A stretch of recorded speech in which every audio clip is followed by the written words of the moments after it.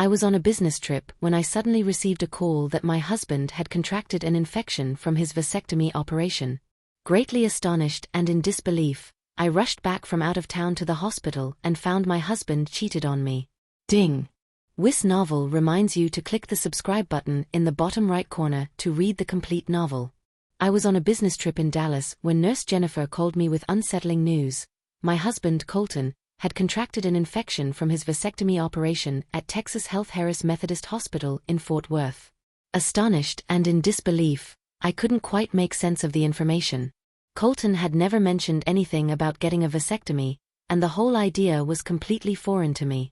Nurse Jennifer's calm, reassuring voice only deepened my confusion, but the seriousness of the situation left me no choice. Without a second thought, I booked the earliest flight back to Fort Worth and headed straight to the hospital, determined to uncover why Colton had made such an unexpected decision. As I hurried through the hospital corridors toward Colton's ward, a woman in her late 40s approached me with a serious yet compassionate expression. "Mrs. Hayes, I'm Dr. Emily Thompson," she introduced herself. "I'm overseeing Mr. Hayes' treatment for his infection. I wanted to check if you were aware of the post-operative care instructions we provided."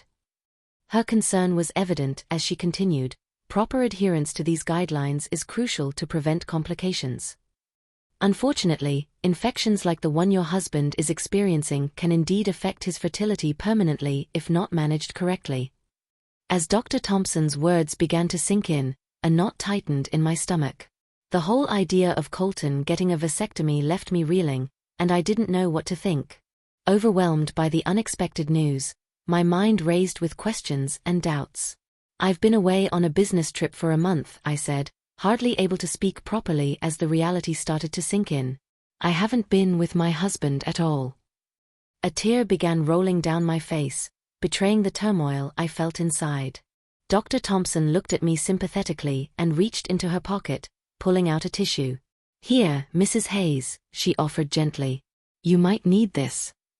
I took the tissue gratefully, thanking her as I wiped my face, trying to steady my emotions before moving forward. Taking a deep breath, I walked into Colton's hospital room.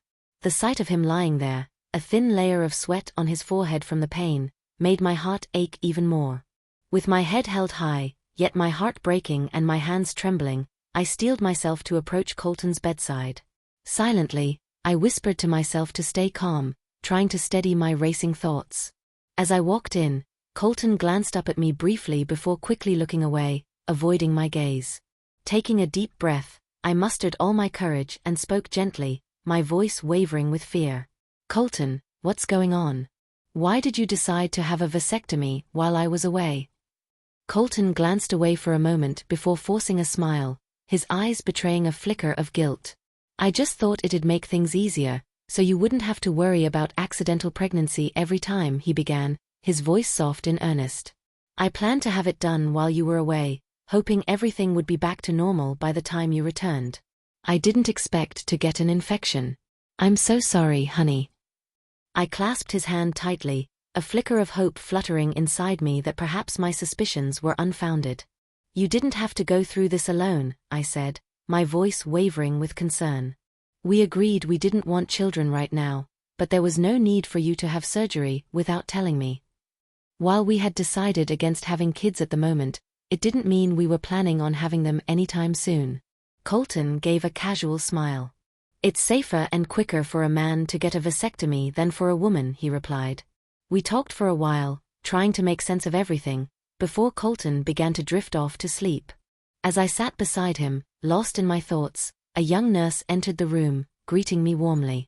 "Hello, Mrs. Hayes," she said with a gentle smile. "I'm Nurse Laura. I wanted to let you know that the medication Colton is on will make him sleepy, so you might see him resting more in the next few hours." I nodded, still processing the gravity of the situation. Nurse Laura then turned her attention to us. "I also want to caution you both, especially since it's only been 2 weeks since the surgery. It's important to follow the post-operative care instructions closely to ensure a full recovery." I remained silent, offering a small smile to Nurse Laura, but inside doubts and fears were beginning to surface. It was becoming more clear that my husband had aspects of his life I knew nothing about. As she checked the drip, Nurse Laura gave me another reassuring smile. Mr. Hayes will be fine. Don't worry. We're taking good care of him. She turned and left the room, and once the door was closed, I let out a sob fighting back tears as the weight of the situation pressed down on me. As Colton lay there peacefully asleep, our conversation lingered in my mind. I couldn't help but wonder if my husband had been intimate with someone else. His recent distance and lack of intimacy had always left me questioning things, but never to this extent. Why the vasectomy now? Nothing made sense except the painful possibility that he had someone else. The thought ripped through my heart like a knife. I loved Colton more than anything, and perhaps that love had blinded me to what was right in front of me. My mind drifted back to the unexpected business trip he had arranged for me. As my partner in our small business, I had felt pressure to comply without question when he asked me to travel to Dallas for a potential deal. When I inquired about the trip's duration, he assured me it was crucial for finalizing significant negotiations and that he would have accompanied me if not for pressing matters. At the time, everything seemed normal. But now, doubts gnawed at me. Had he orchestrated my absence to advance his plans? How long had he been lying to me? I sat back in my chair, lost in my thoughts and tears, struggling to reconcile the man I loved with the actions he had taken. Exhausted and emotionally drained, I let myself succumb to a restless sleep beside Colton's hospital bed, my mind still racing with unanswered questions. When I opened my eyes again, Colton was awake, looking at me quietly. "You must be uncomfortable sleeping like that all night," he said softly. "Thank you for staying." Snapping back to reality, I forced a small smile. "It's okay. Do you want something to eat?" He held my hand, gazing at me gently. "I'm not hungry, just a bit thirsty. Could you get me some water?" "Of course," I replied, pouring him a glass of water. As he sipped, my mind raced with conflicting emotions. Was I overthinking? Was there an explanation I was missing? I stood up to tidy the clothes he'd worn when admitted to the hospital. As I checked his suit pockets, I found a Dior lipstick. My hand trembled slightly in surprise. Glancing at him with doubt, Colton raised an eyebrow and smiled. "Oh, that lipstick? It's Emma's. She touched up her makeup during a meeting yesterday and didn't have anywhere to put it. So she slipped it into my pocket. She must have forgotten to take it back." I paused, recognizing Emma as a secretary whom I worked closely with. The thought that Emma might be more involved than just a colleague tore through my heart. I didn't respond, placing the lipstick back into the pocket. "I'll go home to bring fresh clothes and other things for you. I want to go take a shower and gather my things. I came straight from the airport here." I smiled as I walked over to kiss him on his forehead before heading home. Internally, doubts gnawed at me. Why now? Why am I? The pieces were starting to fit together in a way that hurt too much to fully comprehend. Once I got home, I headed straight to the bathroom to shower, hoping the warm water would soothe my anxiety. But as I entered the room, I noticed a bottle of perfume on the counter that wasn't mine. The scent was unfamiliar yet striking, sending a jolt of anxiety through me. Everything was starting to click into place. Without hesitation, I grabbed my phone and dialed Colton's sister, Abigail. We were close, and I hoped she might have visited and forgotten the perfume, offering some relief to the fear growing inside me. "Hi Abby, it's Lauren. How have you been?" I greeted her, forcing a smile despite the unease swirling within me. Abby sounded genuinely happy to hear from me. "Hi, Lauren. I'm doing well, thanks. How about you?" "I'm okay," I began, trying to steady my voice. "I found a bottle of perfume at home that wasn't mine. Did you happen to visit recently?" There was a brief pause before Abby replied, "No, I haven't been over in a while. I'm actually on vacation with some friends right now." My heart tightened. Someone had been in my home while I was away, and Abby's denial only deepened my suspicions. Not wanting to alarm her, I let out a slight laugh. "Oh, maybe it's Julia's. She was visiting a few weeks ago. Must have left it behind." I ended the call quickly. The realization that another woman had been in my home while I was away sent waves of fear and confusion through me. As I left the bathroom, I walked over to the fridge to get something strong to calm my nerves.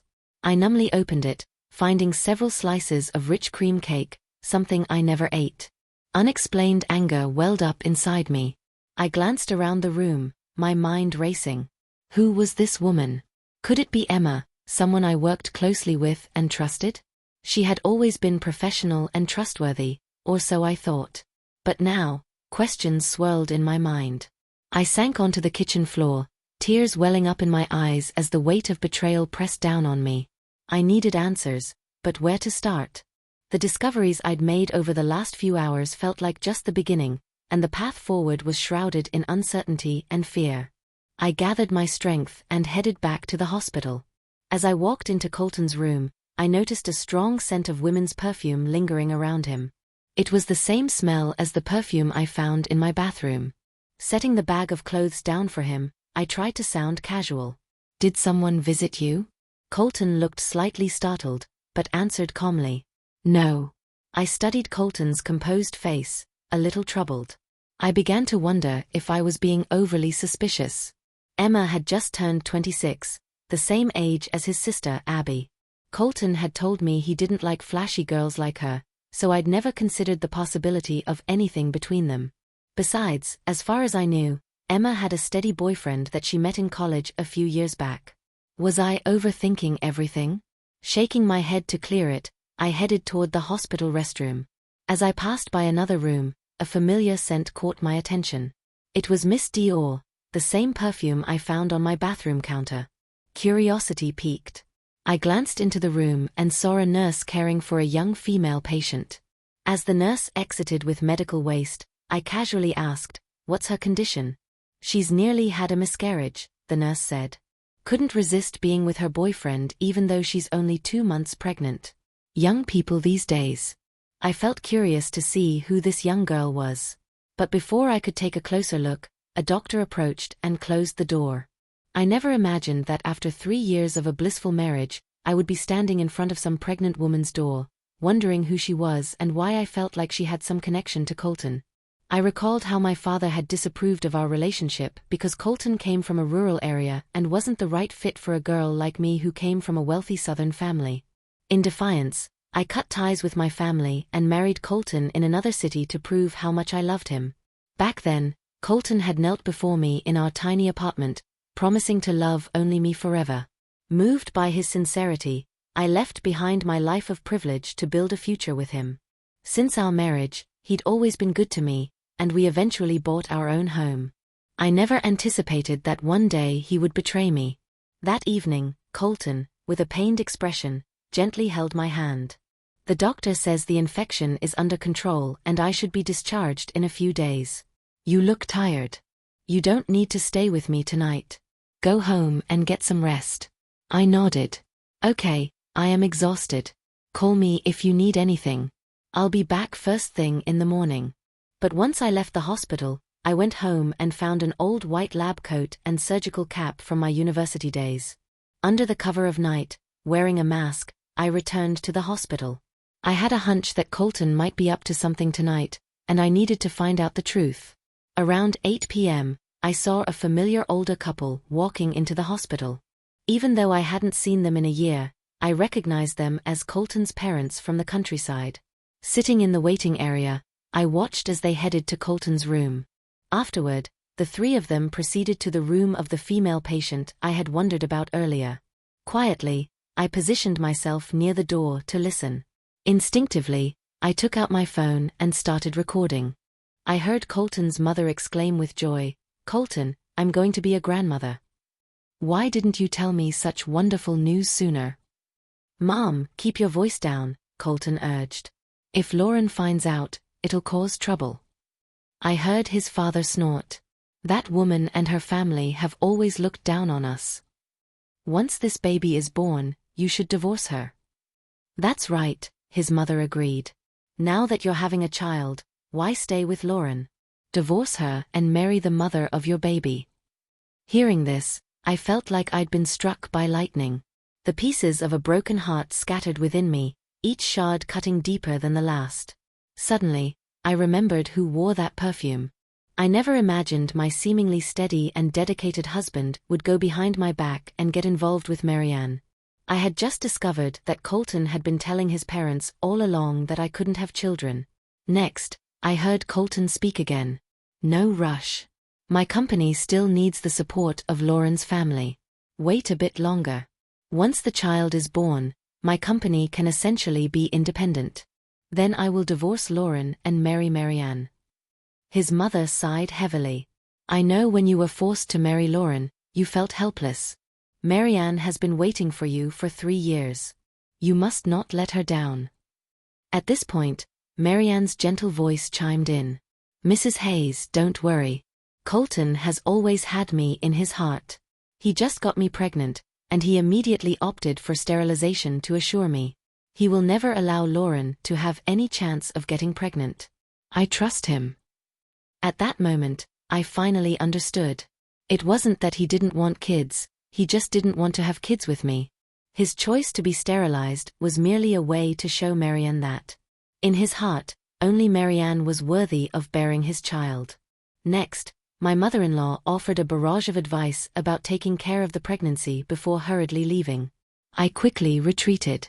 Not long after, Colton returned alone, directly entering Marianne's hospital room.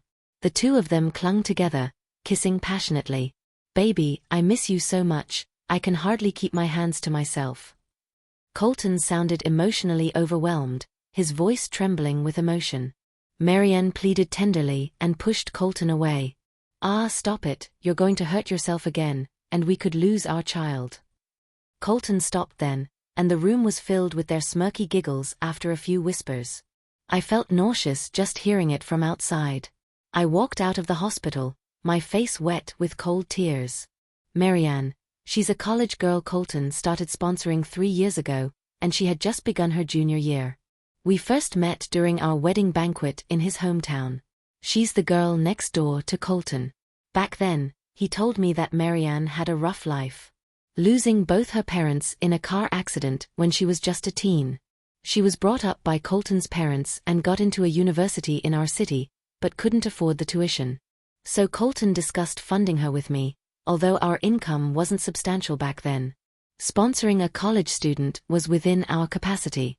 I had always thought that our help involved merely covering her yearly tuition and providing her with a certain amount of living expenses every month. For these 3 years, Colton had been responsible for all these things. I'd never imagined that there was an underhanded, unmentionable relationship between them. Now, before Marianne could even graduate from college, she was made pregnant by Colton. She's eagerly waiting to replace me, to become Mrs. Hayes. I've been kept in the dark all along. I was deceived by this ungrateful, disloyal man Colton, for 3 whole years. Now that I know the truth, there's nothing for me to panic about. I went straight home and took pictures of the perfume bottle that didn't belong to me and the cake in the refrigerator. Afterward, I threw them all into the trash can. Since it has come to this, I am determined to expose the true nature of Colton and Marianne. I felt bad thinking Emma was the one, but equally relieved that that sweet girl wasn't the cause of this. 2 days later in the afternoon, it was the day Colton was set to be discharged from the hospital. I drove to pick him up, but just as my car pulled up at the hospital entrance, he suddenly called me to say that he didn't need me to pick him up. He had some matters at his office and would take a taxi there himself. Yet I saw him and Marianne sneak out of the hospital, one in front of the other, and get into his Mercedes. I immediately followed them in my car as they drove to a quiet St. Then they went to a residential community called Peaceful Garden. I watched from outside as they got out of the car and walked to Building 1. It wasn't long before the lights on the 3rd floor were turned on. The windows were opened for ventilation, and I began filming the scene from my car. Sitting in my car, I saw the two of them eagerly embrace and passionately kiss as they moved towards the bedroom. It seemed that every time Colton didn't come home at night under the pretext of overtime or business trips, he was here. I didn't know that they had been secretly using this place behind my back. Seeing the bedroom lights suddenly go out, I turned off my phone's video recorder with trembling hands. I already knew about their deceitful relationship, but seeing my husband and Marianne cheat right before my eyes still made my blood boil. Whenever Colton and I visited his hometown, Magnolia Springs, every year, Marianne would make a point to come and see us. She always put on such a pure and innocent face, Even talking to her would make her blush. I never would have suspected that her supposed innocence and shyness were all an act. As for my ever-dutiful husband, he was always so proper when he was with me, never giving Marianne a single extra glance. Even if I ever suspected Colton had something going on with his secretary, Emma, I would never have thought that it would be with Marianne. Looking back now, their acting skills are Oscar-worthy. Marianne has been freeloading and scheming with my husband behind my back. I was so enraged that I punched my steering wheel. Thinking back, Colton did leave clues. For instance, although we've been married for 3 years and he's always courteous towards me, there's never been any real intimacy shared between us. And in bed, he was always so procedural, like an old-fashioned professor, as if he was only doing his duty. I thought he was introverted and poor at expression until I saw how he was passionate and clingy towards Marianne. I finally understood it was not me who could ignite his passion. While I was out there tormented, those two lovebirds were up there in their world of romance and passion. Outraged, I pulled open the car door and stormed up the building. When I reached the door of room 303, I banged on the door hard, to which an annoyed voice of Marianne replied from inside, "Who is it? Just leave the delivery at the door." I remained silent, persistently knocking until Marianne finally relented and impatiently opened the door.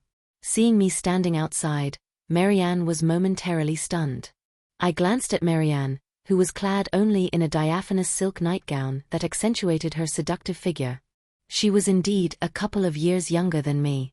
Her skin firm and smooth, her face so youthful that it seemed you could squeeze water from it. No wonder Colton was obsessed with Marianne. She was young, beautiful, and radiated endless youthfulness. Eventually, Marianne came back to herself and let out a startled cry as she tried to slam the door closed. I blocked it with my hand and pushed my way inside. "What? I can't come in. Where is Colton?" At this point, Colton appeared, his hair a ruffled mess, wrapped in a bathrobe. "Who's there, making such a racket, Lauren? Why are you here?" Colton's face instantly drained of color, his eyes wide in shock as he stared at me. I let out a cold laugh and landed a slap on Colton's face. "So this is the important business at the company you had to take care of? You needed to take your mistress to bed?" Holding his slapped face, Colton calmly met my gaze. Next to him, Marianne tugged worriedly at Colton's arm. "Are you okay, Colton?" Colton nodded towards Marianne, then turned his gaze back to me. "Since you already know, let's sit down and talk about it." I gritted my teeth and glared fiercely at this pair of deceivers, then sat down on the couch. "Well, what do you want to talk about?" At this moment, Colton was eerily calm, showing no signs of panic or fear. I knew it. He had foreseen this day would come. He calmly lit up a cigarette. Marianne glared at him somewhat resentfully. He realized something and promptly extinguished the cigarette. "You've already seen it. She's pregnant with my child. I can't just abandon her." I sneered. "So what? Are you going to divorce me?" "I think you wouldn't have the audacity to expect to have your cake and eat it too, to let me turn a blind eye while you juggle between here and there. Enjoying the life of a man supported by 2 women, right?" Colton also laughed. "Funnily enough, I do think that way. But if you want a divorce, no way. However, rest assured, I won't bring Marianne into our marital home. She will stay here to focus on her pregnancy, and everything between us will remain unchanged. Colton, have you no shame? On one side, you get her pregnant, and on the other, you're relying on my family support. You think I won't expose your actions to my father and cut off his support for you?" I was so angry that I was practically heaving, and I fixed my glare on Colton's thick-skinned face. I hadn't thought that the man I had carefully chosen for myself could be so shameless. He truly epitomized the saying having one's cake and eating it too to the extreme. On the side, Marianne had been watching me and Colton with a grievous look. Seeing that Colton's face remained impassive, she carefully opened her mouth. "Lauren, I'm sorry. I know what I'm doing is somewhat immoral, but Colton and I truly love each other. I've liked him for many years before he met you. More importantly, he likes me too. I beg you, please don't let your father withdraw his support for Colton's company. I beg you for this baby."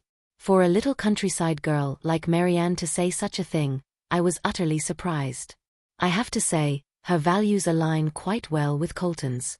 It's not surprising these two ended up together. They have flagrantly breached the moral bottom line, building their happiness upon others' misery. Yet they probably don't realize that a few days ago I heard about their plan. Unlike what she claimed, after the child is born, Colton will divorce me and marry her. Looking at this utterly shameless man and woman, I'm amused.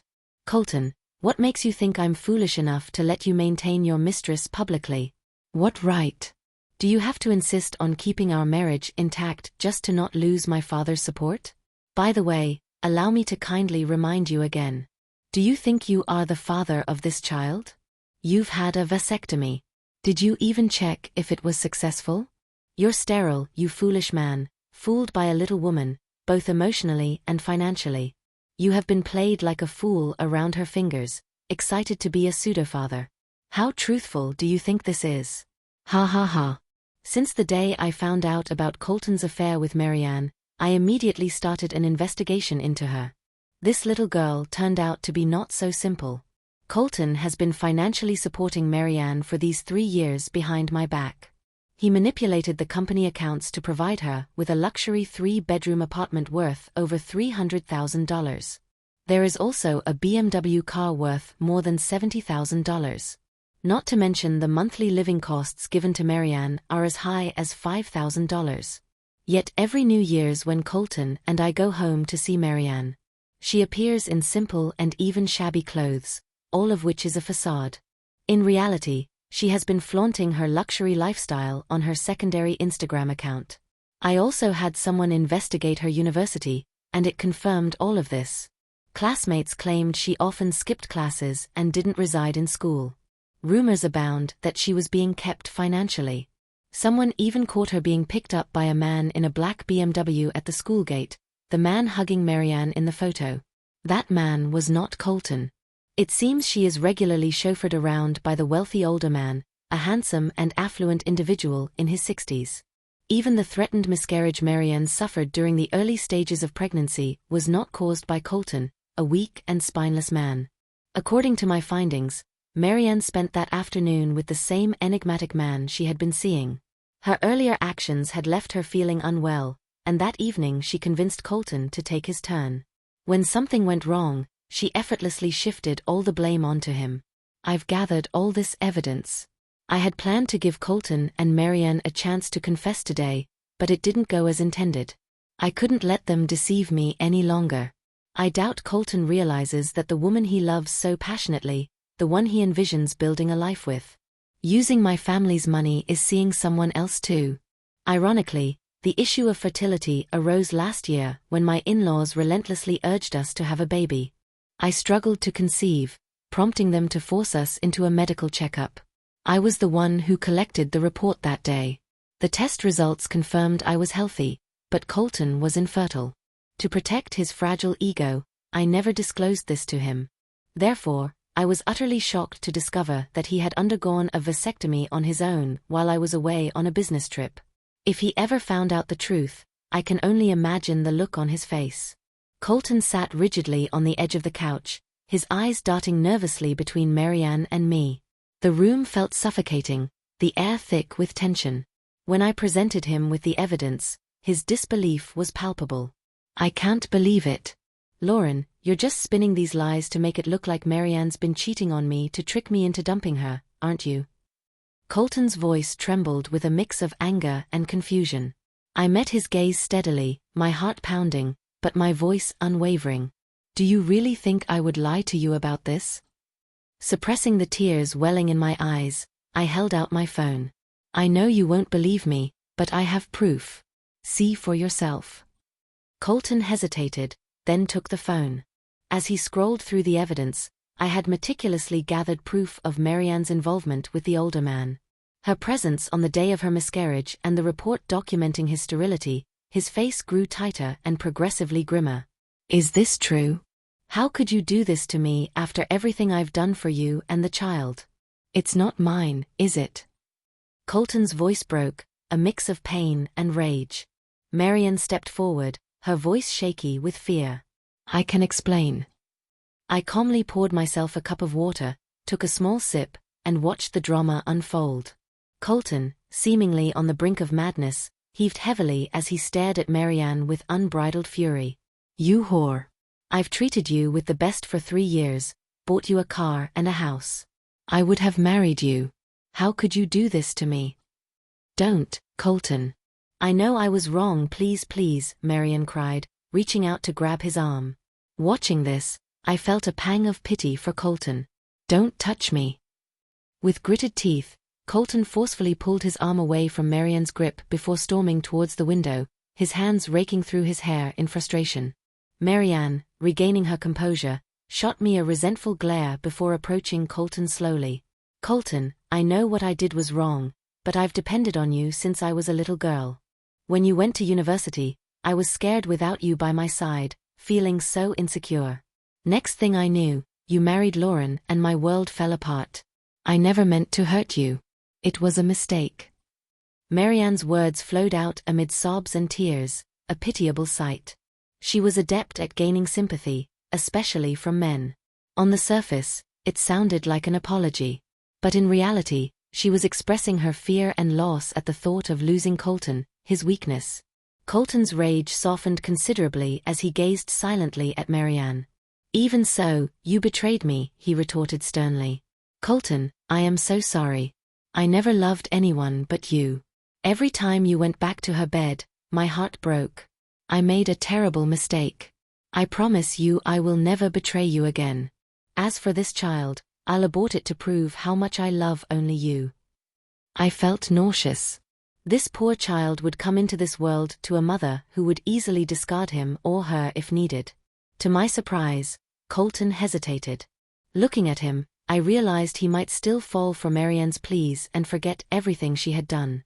Attempting to reconcile with her, I couldn't help but clap my hands and burst into laughter. "I don't want to listen to this anymore, Colton.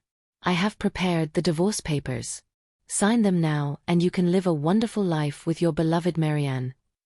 Colton was taken aback and coldly pushed the divorce papers back towards me. "No, I'll cut ties with Marianne. We can still fix this marriage. I don't want a divorce."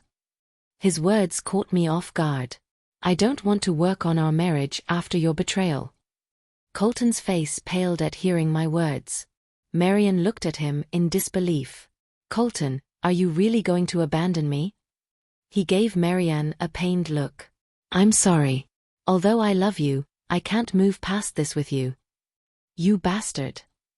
Marianne yelled. "I gave you my first kiss, my virginity, my everything. And you promised me that I would be Mrs. Haynes and that you would always be there for me. I've waited for years, I've given you everything. Is this about the money? I know it. You don't love that woman, you love the money and her family's influence." "I hate you," she cried. After shouting and punching his chest as she begged and pleaded, Marianne ran out of the room in tears. My gaze shifted back to Colton, reminding him, "Aren't you going after your true love?" Colton took a sharp breath. "I can never trust her again, and I'm not willing to raise another man's baby." I laughed bitterly. "Well said, we share the same thoughts. I once loved you because I thought you were the perfect man. But now, I find you disgusting. Sign the papers, Colton, or I will take you to court to get this done. I'm not wasting another minute of my life with you." Colton started to laugh, and a moment later, this was replaced by a scowl as he took a step closer, frustration evident in his expression. "I won't sign your papers. Are you forgetting how much you've always wanted me? You had a crush on me for 4 years in college. You said I was the only man you've ever loved in this world. Are you really willing to just give me up? You can't. You love me." His words stung, and I felt a surge of emotions.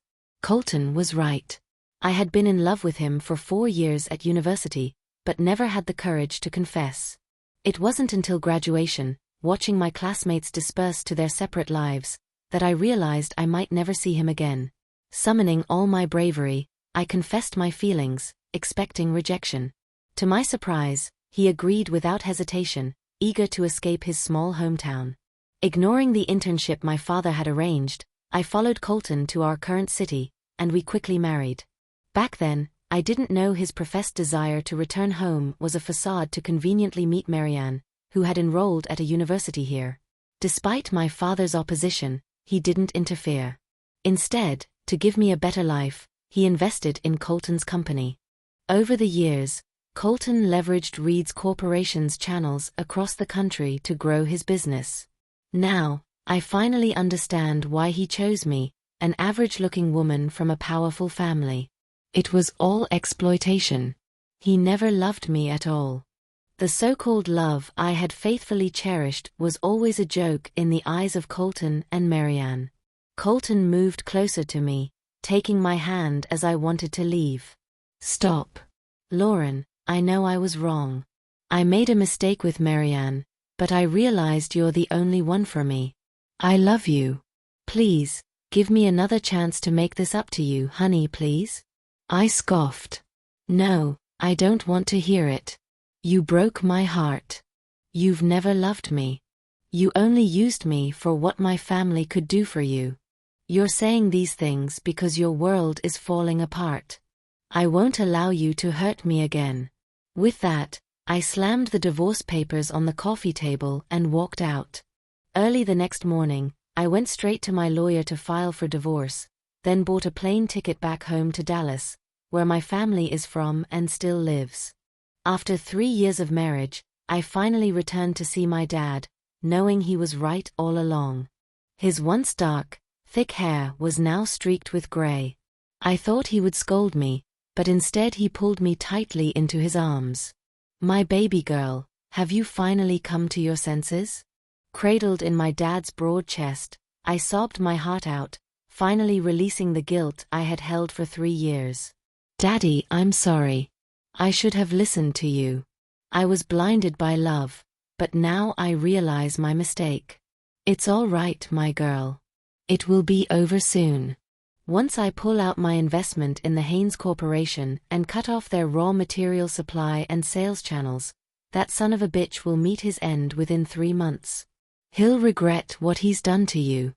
That day, I assumed the role of president of Reed's Corporation and began learning the full-scale management of the group from my dad. During that period, Colton continuously called and sent me messages, but I didn't answer any of them. I knew why he was looking for me. It had been only a month since Reed's Corporation pulled out its investment. And one by one, the raw material supplies and sales channels associated with us were cut off. Colton began to panic, just like ants on a hot pan.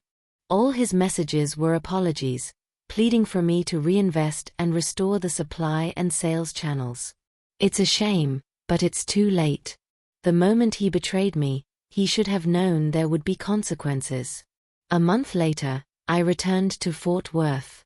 The divorce case between Colton and Nay was heard in court. Because Colton's infidelity came first, the majority of the company shares, including our marriage house and many other properties, were transferred to my name. However, I didn't care about these assets. I took over the Fort Worth branch of Reed's Corporation and launched a thorough purge against Colton's influence. In less than 2 months, Colton's company went belly up. Unable to pay what he owed, he declared bankruptcy and was swamped with debts amounting to millions. One day, while I was working late in the office, Colton managed to slip past security and enter. He fell to his knees right in front of me, crying tears and snot. "Lauren, I was wrong. I really was. Please, I beg you. Can you? Can you forgive me?" With a cold expression, I stared at him. "Colton, you need to leave. We're done." My words left Colton dumbstruck and speechless for a long time. Just when I thought he would give up and leave, he suddenly drew a dagger from his waist and lunged at me. I let out a shriek and dodged his attack, which alerted the security guards outside. A guard rushed in and fought Colton, but Colton, like a mad dog, kept on slashing anything in his rage. I managed to get away and called 911. Unfortunately, the security guard died from severe blood loss from multiple stab wounds, and Colton was arrested by the police and sentenced to life in prison. My father took care of the guard's family financially. It will never make up for their loss, but they will never want for anything else in their lives. I don't know if the guilt I feel for playing a part in his young family's tragedy will ever go away, but I will always be grateful for my father's heroic efforts to save me from the man I once loved. I heard that Marianne had secretly aborted her child. She's moved on to another wealthy man. I can't help but feel sorry for that innocent soul who never had a chance in life. Poor baby never had a chance in this story. Having settled all the company's matters in Fort Worth, I returned to Dallas to assist my father with the company management at the headquarters of the Reeds family. Sitting in the CEO's office, I stared at the distant sky through the window. Beneath it am I, a woman who had overcome so much and emerged scarred but ready to move on. It made me realize more and more that the 3 years Colton and I spent in Fort Worth were nothing more than a dream. I was blinded by a man who I loved more than life and who I thought loved me back. I didn't expect our story to end this way, leaving a hole in my heart that I don't know if it will ever heal. Does this mean I will never trust another man again? No. I believe that when the time is right, I will find the one meant for me, and if I don't, that's also okay. For now, I'm dedicating myself to my career and spending time with my family and friends, trying to live one day at a time.